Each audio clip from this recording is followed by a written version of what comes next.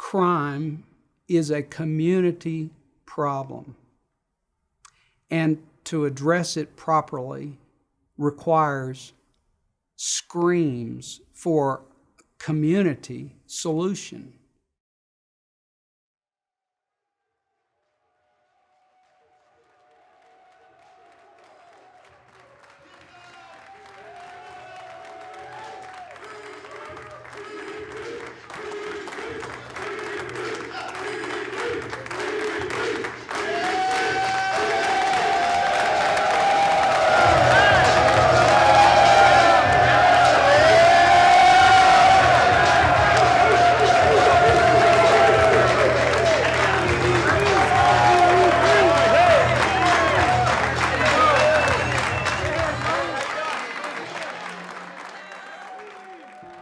Employment is a significant challenge for released felons.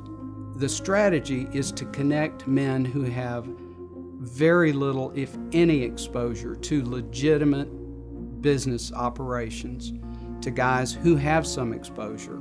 So it's that community building between two very disparate cultures, the convicted felon and the successful businessman and woman. Once you check that felon box on an application, you're not going to hear back. Your resume pretty much goes in the trash. Here's the problem. There's 150,000 people in Texas prison. We spoke at a business event one time, and a lady got up at the end and said, help these guys, because if a guy gets out of prison and can't get a job, he's got two choices: reoffend or hang themselves like my best friend did. And the gravity comes crashing down. So, that's what we're running into. And our big idea is to equip guys on the inside to become their own business owner, create their own job. There is a challenge in helping people understand what the issue really is and what they have at stake in it. The vast majority of crimes committed in Texas or in other states this year will be committed by felons who were released within the last 3 years. If we can change that equation, we are all better. We're all safer. Rehabilitation, at least down here, is largely an inside job. You do it for yourself or you don't do it at all. The essence of successful entrepreneurship is in seeing problems not as obstacles, but as opportunities. If we can help our men begin to see problems as potential opportunities in a business context, we can help them begin to see those problems in their personal lives as the beginning of opportunity. I've been through almost every program that at least the Texas prison system has to offer. Most of them aren't worth the paper that the certificate is printed on. They're a joke. Baylor did a study a few years ago on 9 programs within Texas. 3 of them actually increased recidivism. I believe that PEP is strong and effective because we facilitate this bringing together of these very disparate communities. What's great about our program is we've hand-chosen guys that want something better for themselves. They know that they're capable of bigger things. I'm Vassan Prashok, aka Sweet Colored Pencils. Skittles ain't got none of my vibrant colors. I came to PEP for the character assessment. It wasn't for the business. It was for changing myself. That's it. A lot of people think I'm a hardened person, but I'm really not. I'm a real softy. If I can't change, I'll never be the man my family deserves, especially my son. My second or third week into the program, I decided I was going to quit. But after talking to a few guys that were graduates, I took heed to wise counsel. And once I made my mind to finish it, here I am 3 or 4 weeks away from graduating. I'm still here. I've been in prison 3 times. I've done 9 years down here. And this time I was down, my dad passed away last November. And before he passed away, I made a promise to him that I was going to change for him and for myself. Without y'all, it wouldn't be possible. And I'm smiling for him because he's watching down on me right now and seeing me with you guys. Thank you.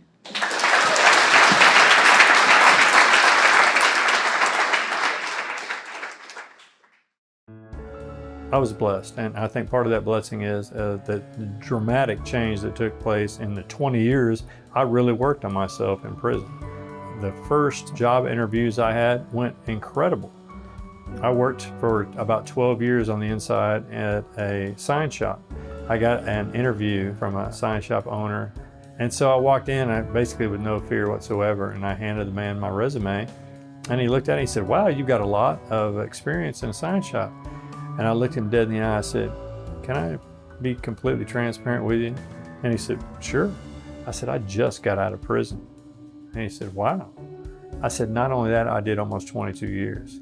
He thought for a minute. He said, "Brian, I have never been a part of a more captivating and intriguing interview in my whole life. But I'm struggling with the idea of hiring somebody coming out of prison. I've never hired them before, especially somebody that's done so much time."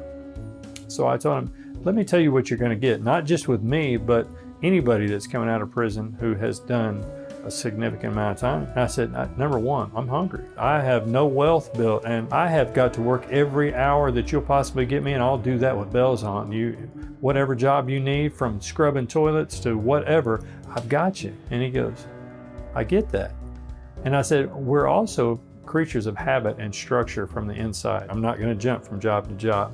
I'm comfortable being here in this one job." And he said, "I totally get that loyalty too. You make me wonder why I haven't been hiring ex-felons all this time."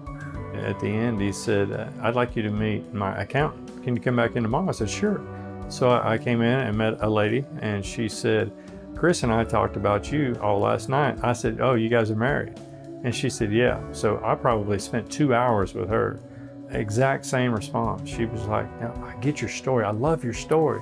I want to be a part of your story." And that kind of comes from some of the training we do in PEP of selling yourself instead of getting hung up defending one X on your back. Show how you can provide value for somebody. Show how you're going to benefit them. And if you can do that, it kind of gets you past that hurdle. But so many guys just aren't practiced at being able to do that. I think that what is most lacking in prisoners is self-esteem and self-confidence. Having somebody believe in them and pat them on the back and say, "You can do this," it's kind of an aha moment, like, I can do this. I'm Manuel Rodriguez, aka Rumpelstiltskin, my sweet name. I am a participant, a graduate, a servant leader, and an employee of the Prison Entrepreneurship Program. I always wondered, am I ever going to get out? It's not that I lose hope, but there is a thread of, maybe I am going to rock. In 2012, I was sitting on a private facility, and I saw everybody else getting offers for the program, and they would get a big package. It would be a study pack. It'd be a booklet that you filled out. You basically told your story, answered a bunch of questions about your background. I didn't think I was good enough. I didn't think that somebody with my kind of past qualified for that. I didn't think that somebody with the time that I had could do that until, of course, I got one. Having been recruited in PEP and going through the first phase and getting into the business plan competition, but seeing all of the love that our executive volunteers have for us. And executive volunteers are coming and sharing with you their lives, they're sharing with you their time, and they're showing you that, you're worth it, you're a valuable human being. That was important to me, even having had family. But I would see how it affected other people who didn't.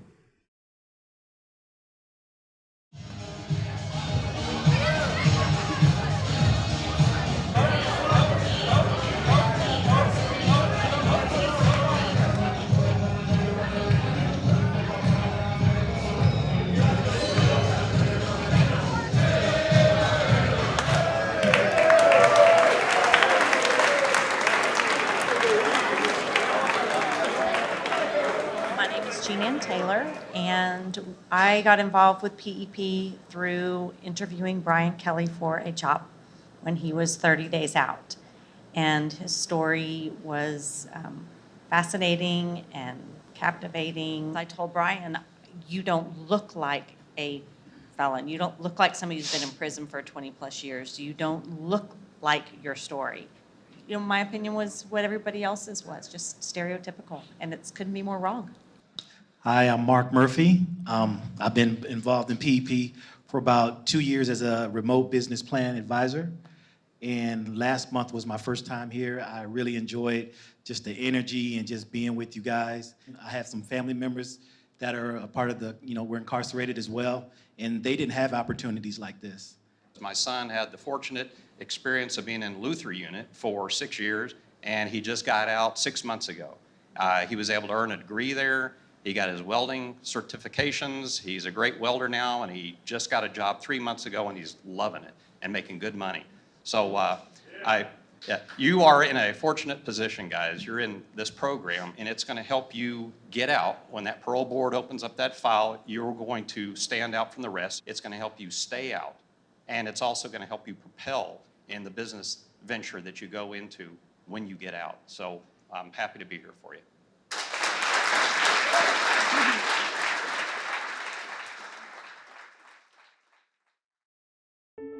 In prison, there are a lot of things that can demonstrate that you want to do better. And one of them is staying out of trouble. Another is going to school, going to college. And while these things are simple things, they indicate something of your character. We're looking for men not with business experience necessarily. Some of them do, some of them don't. Their educational level varies. In our current class, for example, 90% of the men have at best a high school diploma or GED. So we're not talking about a selective process which brings only those few guys with college degrees or some college education. And yet, we teach at a college level, supplemented by graduate business school case studies. So it's very challenging. It's more difficult than anything the men have ever undertaken. We help the guys develop their business plan. We help them develop their pitch. We worked on character issues. We help guys connect the dots and become more than they were when they came in. Each man is charged with the responsibility for writing a 10-page business plan and then presenting it to his peers and executives. At the end of that, we have a multi-round business plan competition where the guys give a 10-minute pitch to a group of sharks, and then we select a winner. Most of the people I meet with are very skeptical in the beginning. You can just see it on their face, and they're kind of like, I'm in prison. There are a lot of people out there that think, well, good, they deserve to rot in there. I used to be one of those people. I never thought that I would be an inmate. The first event I went to just blew me away. Once they get in there, experience the program, meet the guys, they don't stop coming.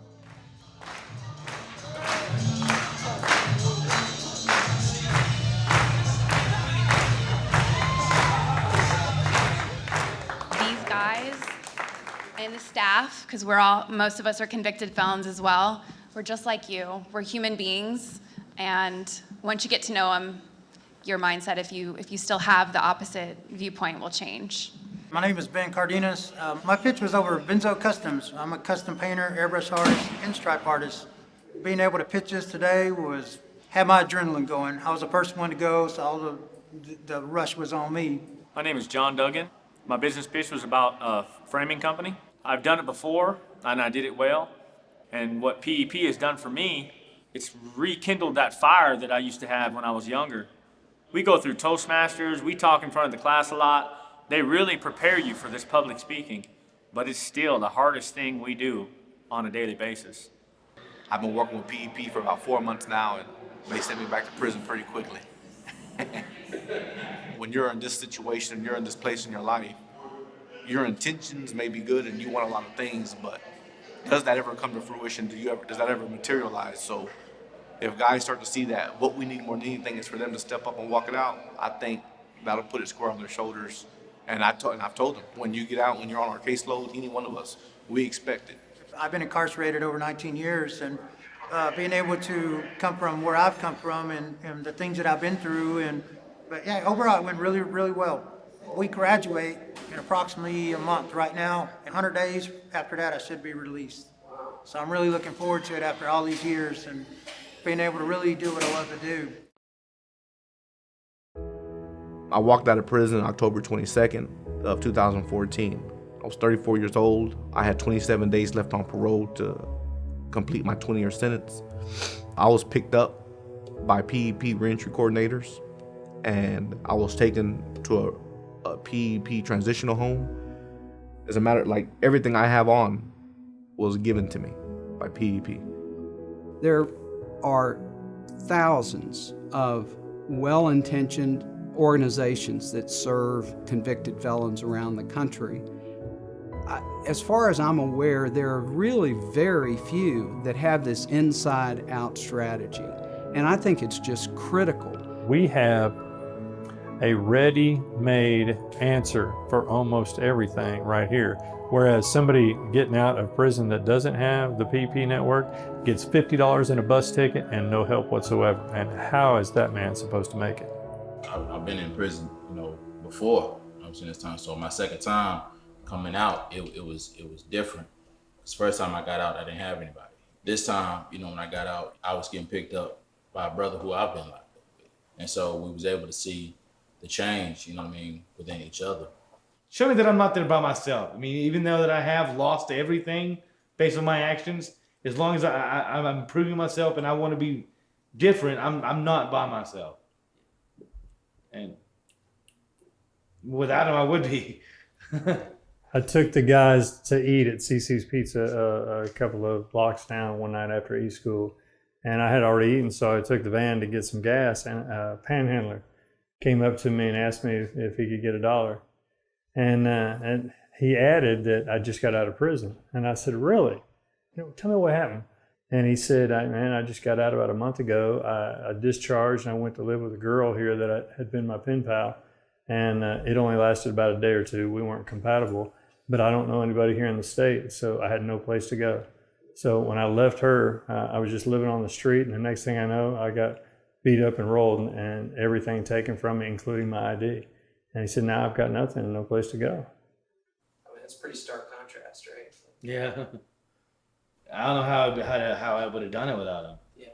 And it just did the camaraderie and the just the brotherhood that come together. It's a new experience to me, and it's just great. I've learned to appreciate because I've learned to live without. The things that you cherish, like families, whether it's 15 months, whether it's 7 years, whether it's 25 years, or whether it's a lifetime. When you step out, you're able to take a breath, appreciate the air that you breathe. Why? Because it's free. I know who's in there. I know what the system's like. I know it needs help. And what we do does give that help. Our recidivism rate, 7%. It shows that it's working, what we're doing. We have a great relationship and network of employers, some of which who have went into the unit and have bought into the program completely. And so they will hire our guys, or they have a network of people that they can go to and say, I've got a guy that needs a job. The easiest sell is once I've sent one PEP guy to an employer, he loves him, he'll call me up and say, send me more. To be able to show that our graduates are getting their first job or starting a legitimate business within 3 months after their release is extraordinary, and most recent surveys for us indicate in the high 90% range, still employed after a year. The program is a vehicle, it's a facilitator, a builder of a new community, but it's for these men, and they're the ones who are doing the work, starting on the inside and continuing on the outside. The only thing for us to do is to do it more, gather more resources and do more work. It just shows if you invest a little bit of time and love and effort into somebody, they're capable of limitless things. I think that's what sets us apart.